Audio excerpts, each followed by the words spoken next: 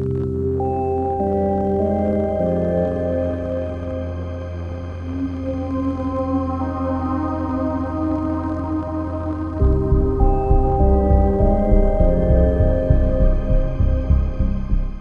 Diana bukan sekedar ikon mode atau istri perwaris tahta kerajaan Inggris. Dia adalah sosok yang mengguncang fondasi monarki Inggris dengan keberanian, kejujuran, dan kedekatannya dengan rakyat. Bahkan kebaikan hatinya juga membuatnya dicintai masyarakat global sampai dia dijuluki People's Princess.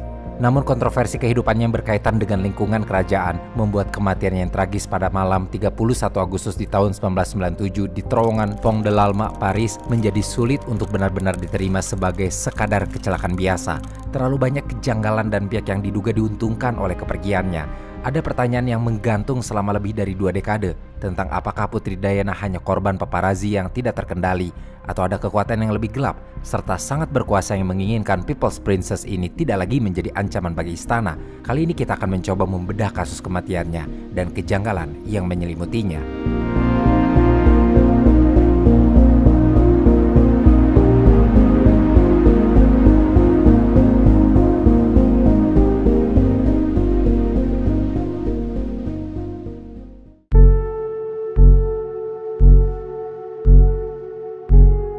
Sebelum kecelakaan, Putri Diana diketahui tiba di Paris pada hari Sabtu di tanggal 30 Agustus 1997 bersama Emad Eldin Mohammed Abdelmoneim Fayed atau lebih dikenal dengan Dodi Al Fayed, putra dari Mohammed Al Fayed, pengusaha miliarder Mesir yang saat itu diketahui menjadi pacar Putri Diana.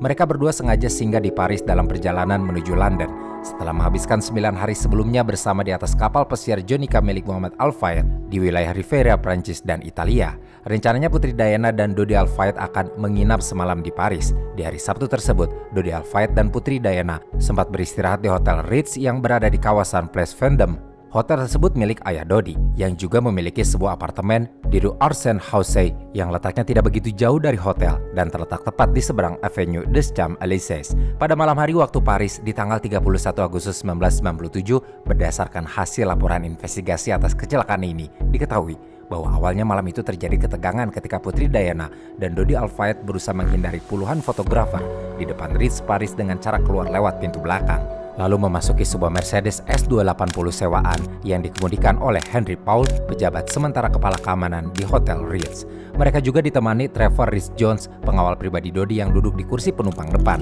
Putri Diana dan Dodi Al Fayed duduk di bangku belakang saat mobil meninggalkan hotel sekitar pukul 00:20 waktu setempat menuju apartemen Rue Arsène-Houssaye. Namun, hanya berselang beberapa menit kemudian, sekitar pukul 00:23 waktu Paris, mobil yang membawa Putri Diana dan Dodi Al Fayed memasuki terowongan Pont de l'Alma. Dan menurut rekonstruksi resmi, mobil yang dikemudikan Henry Paul itu hilang kendali sehingga menabrak atau terlibat kontak dengan sebuah kendaraan kecil yang diduga mobil Fiat Uno. Mercedes S280 itu kemudian berputar lalu menghantam tiang penopang ke-13 terowongan.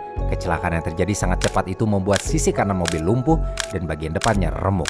Sialnya tidak satupun dari penumpang bahkan si pengemudi mobil Mercedes tersebut yang memakai sabuk pengaman saat terjadi benturan.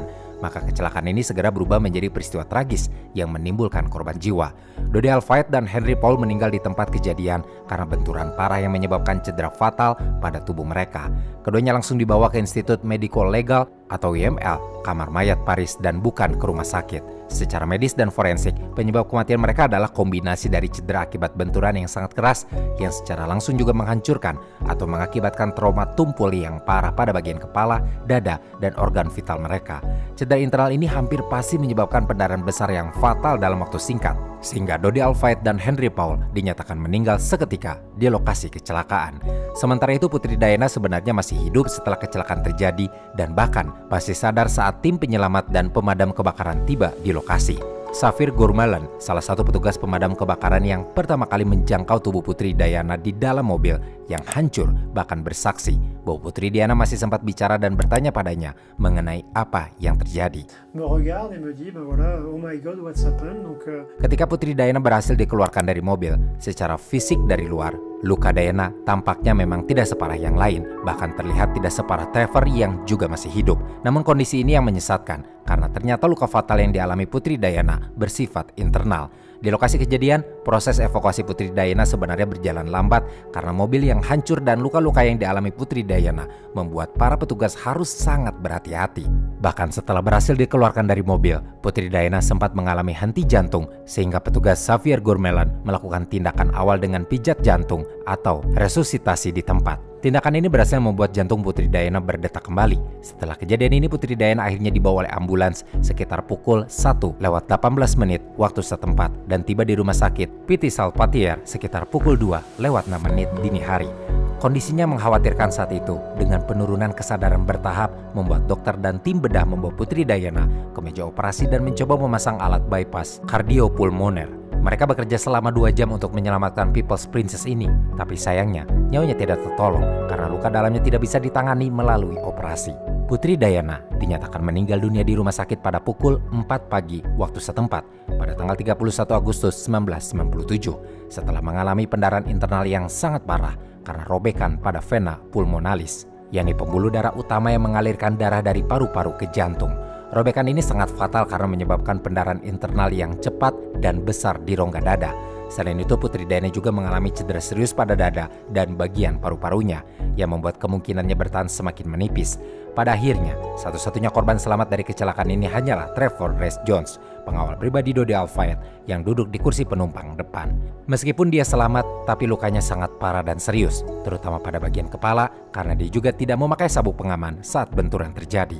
Petugas melaporkan bahwa dia masih sadar setelah kecelakaan tersebut, tetapi mengalami trauma dan cedera parah sehingga segera dilarikan ke rumah sakit yang sama dengan Putri Diana untuk mendapat perawatan darurat. Trevor juga menjalani operasi pada malam itu karena cedera kepalanya sangat serius, bahkan wajahnya hancur dengan banyak tulang yang patah dan remuk.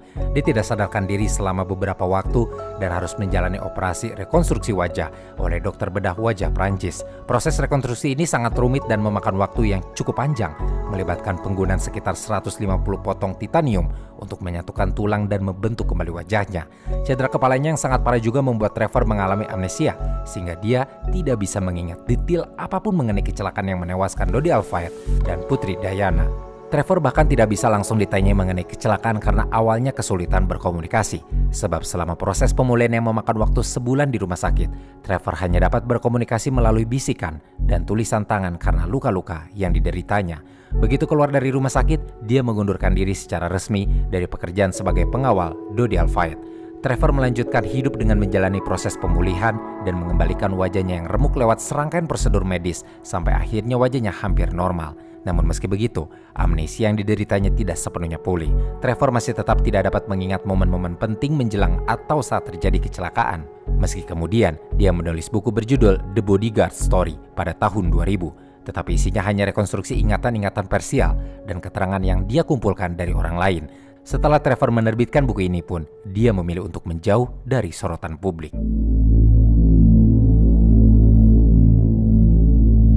Penyelidikan resmi terhadap kematian Putri Diana dan Dodi Al-Fayed dimulai segera setelah kecelakaan di Paris dan berlangsung dalam 2 fase hukum yang berbeda. Fase pertama dimulai dengan investigasi resmi Prancis di bawah kerangka hukum inquisitorial, sebuah sistem di mana seorang hakim memiliki kontrol penuh atas arah penyelidikan. Berbeda dengan sistem adversarial Inggris, maka malam itu di lokasi kecelakaan pada tanggal 31 Agustus 1997, seorang pejabat Departemen Jaksa Penuntut Umum Paris segera mengambil alih kendali dengan menugaskan Brigade Kriminal untuk mengumpulkan bukti. Dalam hitungan hari saja, 10 paparazi yang berada di lokasi pada malam kecelakaan akhirnya diinvestigasi. 9 diantaranya adalah fotografer, sementara 1 dari yang tertangkap adalah pengemudi motor dari salah satu agensi foto. Jaksa penuntut umum secara spesifik meminta mereka diselidiki atas pelanggaran pidana Prancis berupa kegagalan memberikan bantuan kepada orang yang sedang dalam bahaya, dan juga tuduhan yang lebih umum yaitu pembunuhan dan cedera yang tidak disengaja terhadap orang tidak dikenal. Ahli forensik dan analisis kecelakaan memperkirakan bahwa mobil Mercedes yang membawa Putri Diana dan Dodi Al-Fayed melaju dengan kecepatan jauh melampaui batas yang ditetapkan untuk terowongan tersebut. Dari beberapa sumber penyelidikan dan investigasi forensik, umumnya menyebut kecepatan mobil diperkirakan mencapai sekitar 105 km per jam saat tabrakan terjadi. Meski beberapa laporan juga ada yang menyebutkan kecepatan yang sedikit berbeda, namun tetap saja laporan-laporan itu memberikan fakta yang sama bahwa mobil melaju melampaui batas kecepatan di terowongan Pol de Alma yang cenderung rendah. Kecepatan yang sangat tinggi inilah yang dianggap sebagai faktor krusial yang menyebabkan Henry Powell selaku pengemudi akhirnya kehilangan kendali atas mobil di dalam terowongan yang berkelok tersebut. Kecelakaan itu terjadi karena pengemudi gagal untuk mempertahankan kendali pada kecepatan tinggi hingga akhirnya menyebabkan tabrakan. Namun penyelidikan tidak berhenti sampai di situ. Sejumlah saksi mata dan investigasi awal secara konsisten menggambarkan adanya sekelompok fotografer paparazzi yang mengendarai sepeda motor dan bahkan mobil, di mana mereka mengejar mobil Mercedes yang membawa Putri Diana dan Dodi Al-Fayed tersebut dengan agresif sejak dari Hotel Ritz. Dengan kesaksian inilah akhirnya muncul beberapa klaim, terutama yang diajukan oleh Muhammad Al-Fayed, ayah Dodi, yang menyatakan bahwa kecelakaan itu dipicu atau bahkan disengaja akibat dari pengemudi yang tertekan dengan kejaran paparazzi. Henry Powell yang satu-bunya diperiksa ternyata memiliki kadar alkohol di atas batas legal, terdorong mengemudi dengan kecepatan berbahaya dan sembarangan karena ingin menghindari kejaran paparazzi yang mengikuti mobil secara agresif. Selain itu, kehadiran dan manuver paparazzi di sekitar mobil Mercedes saat memasuki terowongan juga diduga menjadi gangguan visual atau bahkan fisik yang akhirnya menyebabkan kecelakaan. Pimpinan mutlak investigasi ini dipegang oleh hakim pemeriksa Harv Steven yang dibantu oleh Mary Kristen DeVidal. Setelah penyelidikan yang panjang dan berlangsung hingga tahun 1999, Hakim Harv Steven merilis Notice of Dismissal atau pemberitahuan pemberhentian kasus. Dia menyimpulkan bahwa tidak ada cukup bukti untuk menuntut para fotografer atas pelanggaran serius seperti pembunuhan tidak disengaja, dan tidak ada bukti untuk menuntut siapapun atas pelanggaran membahayakan nyawa orang lain. Putusan ini pada dasarnya mengakhiri kemungkinan kejahatan dengan menyatakan kasus tersebut sebagai murni kecelakaan. Namun, meski kecelakaan ini terjadi di wilayah yurisdiksi Prancis, diketahui bahwa otoritas Inggris tetap terlibat sejak awal melalui Metropolitan Police Service atau layanan kepolisian metropolitan alias MPS yang bertindak sebagai penghubung bagi koroner yang bertanggung jawab atas jenazah Putri Diana dan Dodi Al-Fayed. Titik balik dari kasus ini terjadi pada bulan Juli 2003 ketika proses banding di Prancis selesai. Pengacara Muhammad Al-Fayed saat itu mengirim surat kepada koroner Inggris, Michael Burgess, yang baru mengambil alih peran koroner rumah tangga ratu. Muhammad Al-Fayed tidak hanya mendesak pembukaan penyelidikan kematian, tetapi juga secara formal menuduh bahwa kematian yang menimpa Dodi Al-Fayed dan Putri Diana itu adalah pembunuhan yang merupakan hasil konspirasi oleh para penguasa Inggris, termasuk Pangeran Philip dengan menggunakan layanan keamanan M16. Tuduhan yang serius ini memaksa koroner Michael Burgess meminta komisioner MPS saat itu, yakni Sir John Stephens atau Lord Stephens, untuk melakukan penyelidikan kriminal di Inggris. Pada bulan Januari 2004, didorong dengan adanya tuduhan serius, Operation Pegget akhirnya secara resmi diluncurkan dengan tujuan utama menilai apakah ada bukti kredibel yang mendukung tuduhan konspirasi pembunuhan. Operation Pegget ini pun diizinkan oleh Prancis untuk menggunakan judicial dossier atau berkas kasus mereka yang berisi semua laporan forensik dan saksi awal sebagai fondasi penyelidikan Inggris. Meskipun sebenarnya Operation Pegget ini berfokus pada tuduhan konspirasi yang jauh lebih luas daripada penyelidikan kecelakaan Prancis. Setelah 2 tahun penyelidikan intensif, laporan Operation Pegget yang dirilis pada bulan Desember 2006 secara definitif menyimpulkan bahwa tidak ada bukti yang kredibel untuk mendukung teori pembunuhan terencana, konspirasi M16 atau keterlibatan Pangeran Philip. On the evidence available now, there was no conspiracy to murder any occupants of that car. Semua bukti termasuk analisis forensik ulang yang canggih seperti teknik rekonstruksi tabrakan justru menguatkan kesimpulan kecelakaan maut. Menyusul penolakan resmi terhadap konspirasi yang beredar, inquest atau penyelidikan koroner yang dipimpin oleh Lord Justice Scott Baker dibuka pada bulan Oktober 2007. Setelah mendengar saksi ahli dari kedua belah pihak dalam proses adversarial atau proses pengadilan di mana dua pihak saling berhadapan untuk mengajukan kasus mereka di hadapan para juri, akhirnya pada bulan April 2008, juri mencapai putusan akhir yang menyimpulkan bahwa kematian Putri Diana dan Dodi Al-Fayed adalah unlawful killing atau pembunuhan yang melanggar hukum. Putusan ini adalah konsekuensi langsung dari kelalaian berat yang disebabkan oleh 2 faktor, yakni faktor impairment pengemudi Henry Powell yang mabuk dan mengemudi dengan kecepatan tinggi, dan perilaku agresif pengejaran oleh paparazzi yang memaksa Powell mengemudi sembarangan. Putusan ini secara hukum menolak klaim konspirasi besar, tetapi menegaskan bahwa serangkaian kegagalan dan kelalaian individu telah menyebabkan kematian tersebut. Meskipun begitu, penyelidikan yang lebih mendetail, terutama dalam laporan Operation Pegget, tetap mendokumentasikan isu-isu teknis yang menjadi kontroversi publik, seperti perdebatan mengenai integritas dari hasil pemeriksaan toksikologi Henry Powell yang menyatakan dia sedang dalam keadaan mabuk saat berkendara, dan laporan saksi mata di lokasi kejadian mengenai adanya mobil Fiat Uno putih. Isu-isu ini tidak diartikan sebagai bukti atau kemungkinan adanya pembunuhan berencana. Namun rincian dokumentasi tersebut memastikan bahwa pertanyaan-pertanyaan mengenai isu tersebut akan terus ada dalam catatan sejarah investigasi resmi yang dokumennya terbuka untuk publik.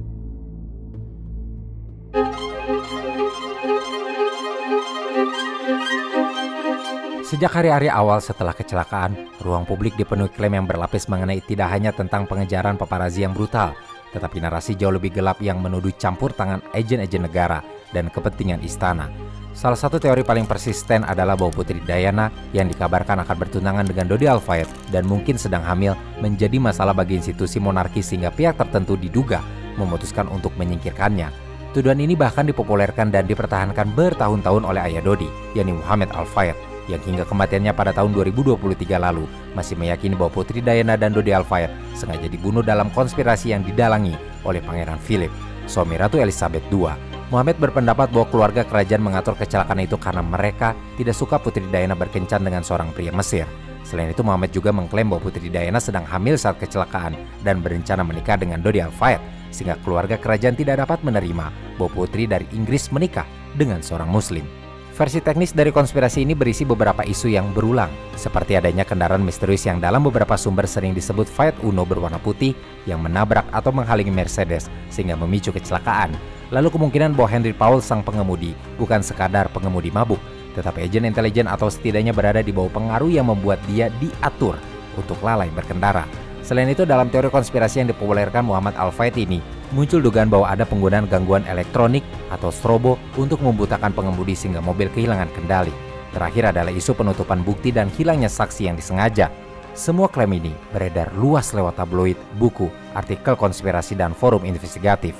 Menariknya, teori konspirasi lain juga muncul dari tuduhan mantan pegawai intelijen Inggris itu sendiri, yaitu Richard Tomlinson, mantan anggota M16. Ia menyatakan dalam pernyataan dan wawancara bahwa layanan intelijen Inggris sempat memantau Putri Diana dan bahwa ada rencana yang mirip dengan plot pembunuhan yang pernah Richard lihat dalam dokumen internal M16. Klaim ini kemudian diperiksa dalam Operation Paget dan dinilai tidak berdasar oleh penyelidikan resmi. Meski tidak terbukti, tetapi teori yang dinyatakan oleh Richard Tomlinson ini menjadi salah satu bahan bakar besar bagi munculnya teori konspirasi yang melibatkan M16. Namun Operation Paget dan Inquest Coroner yang menyelidiki pada akhirnya menolak banyak aspek kesaksian semacam itu karena kurangnya bukti independen. Di sisi lain, klaim tentang Fiat Uno dan kendaraan lain juga mendapat perhatian publik karena saksi-saksi sempat melaporkan adanya mobil kecil di dekat lokasi sebelum atau saat kecelakaan. Namun penyelidikan forensik dan rekonstruksi lalu lintas kemudian menunjukkan bahwa tidak ada bukti meyakinkan yang menempatkan Fiat Uno atau kendaraan lain sebagai penyebab langsung tabrakan. Bab khusus pada laporan Operation Paget juga telah detail menunjukkan hasil pengakuan saksi-saksi di lapangan dan menemukan banyak inkonsistensi serta kemungkinan salah identifikasi dalam kondisi gelap dan panik. Mengenai Henry Powell, si pengemudi Mercedes, isu yang mengejutkan publik yang menyangkut dirinya adalah hasil toksikologi awal yang menunjukkan alkohol dan obat-obatan. Temuan yang mendukung penjelasan resmi tentang kelalaian pengemudi. Namun kemudian muncul keraguan teknis, misalnya mengenai apakah sampel darah diambil dari lokasi yang benar, waktu pengambilan, dan interpretasi kadar alkohol. Sehingga kubu yang percaya pada teori konspirasi pembunuhan berencana menggunakannya sebagai bukti bahwa sesuatu sengaja diatur atau dimanipulasi. Laporan-laporan independen dan persidangan juga menjelaskan perbedaan-perbedaan ini, tetapi sayangnya tetap tidak menemukan bukti bahwa hasil toksikologi dimanipulasi untuk menutup keterlibatan pihak ketiga yang berpengaruh. Konspirasi ini sejalan dengan tuduhan Muhammad Al-Fayed yang terus menuduh keluarga kerajaan dan M16 sebagai dalang.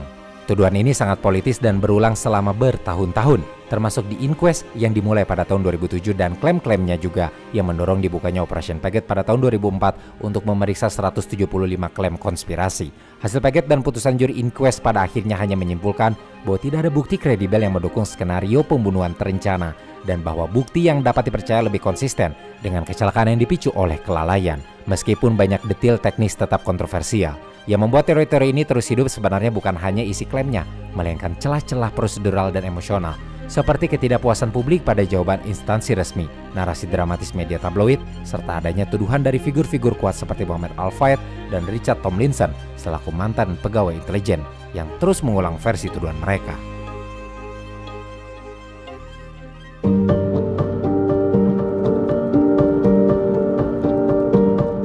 Di balik narasi sensasional yang bertahun-tahun terus menggerus opini publik, bukti forensik dan putusan resmi sebenarnya telah meninggalkan gambaran yang meskipun tidak utuh tetapi cukup terukur.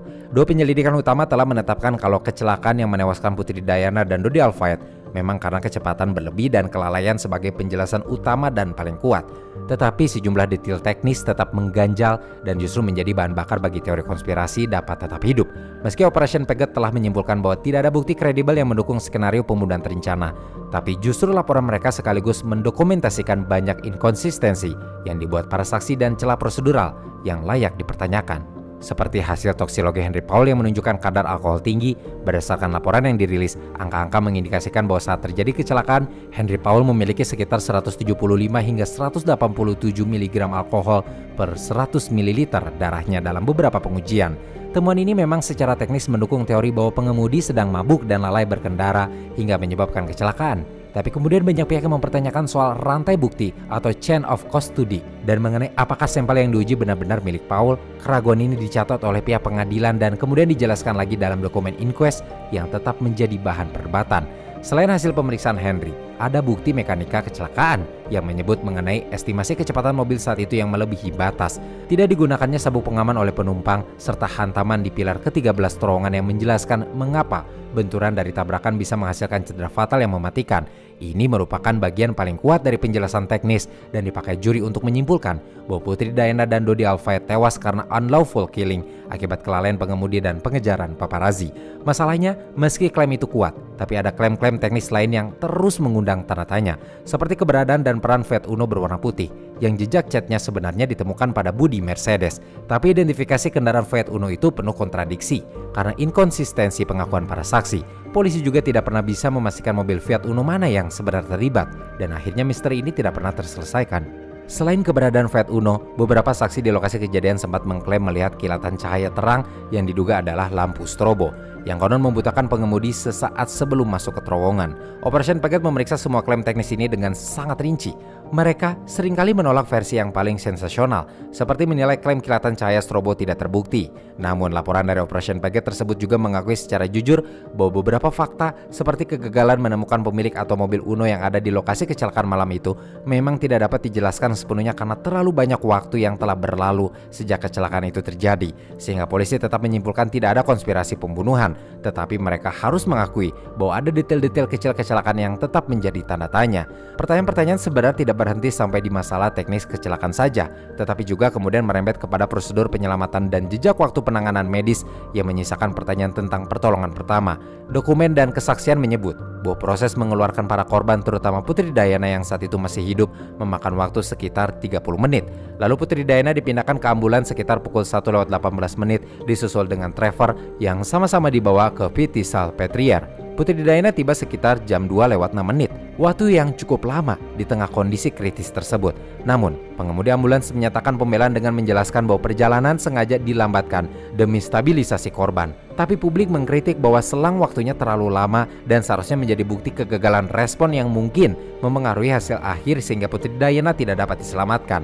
Pernyataan dan perdebatan ini memang tidak membuktikan adanya konspirasi, tapi tetap menambah lapisan kejanggalan teknis yang sulit diabaikan ketika mempertimbangkan apa yang seharusnya terjadi.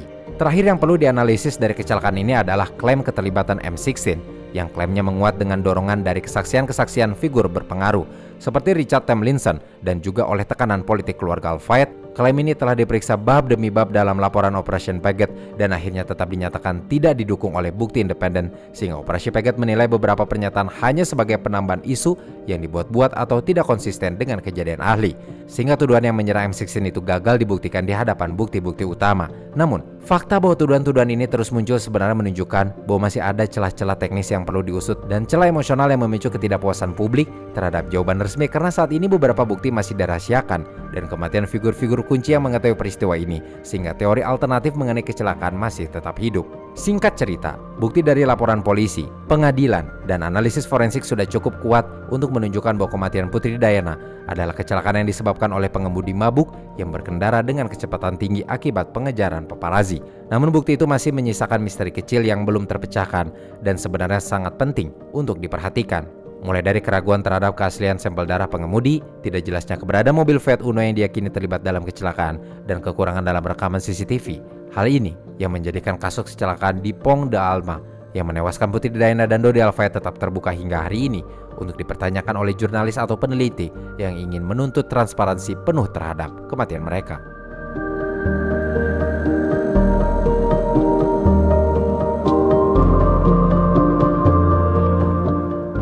Media, publik, dan warisan yang ditinggalkan Putri Diana pasca kematiannya yang tragis telah membentuk sebuah segitiga api yang terus berkobar.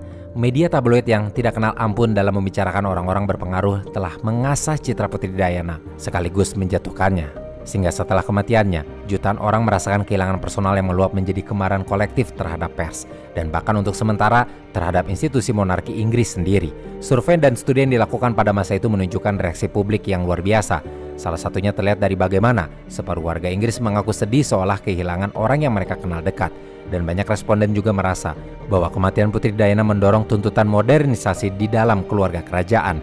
Kemarahan publik juga akhirnya mengubah dunia media. Tabloid dan paparazi pada masa-masa ini mendapat kecaman global yang mendorong terjadinya reformasi etika peliputan dengan diperketatnya Press Complaint Commission. Telah perdebatan soal batas-batas privasi semakin intens. Sementara di saat yang sama, istana pun dipaksa menyesuaikan bahasa publiknya dari yang awalnya hanya keheningan formal menjadi ekspresi empati yang lebih terbuka. Semuanya demi meredakan amarah massa dan menjaga kekuasaan. Kematian Putri Diana tidak hanya menciptakan perubahan besar-besaran, tetapi juga meninggalkan paradoks. Dia menjadi People's Princess yang merupakan simbol empati dan keterbukaan, tetapi juga di saat yang bersamaan menjadi bahan kritik bagi mereka yang menuduhnya memanipulasi media demi citra. Dampak yang ditinggalkannya pun menjadi berlapis-lapis dan tidak hanya membuat ritual duka publik yang sangat besar dengan miliaran orang yang menyaksikan pemakamannya, tetapi juga telah meninggalkan perubahan regulasi pers dan warisan emosional yang terus membentuk bagaimana media dan publik memperlakukan keluarga kerajaan, terutama generasi berikutnya seperti William dan Harry yang hidup di bawah bayang-bayang trauma dan proteksi baru.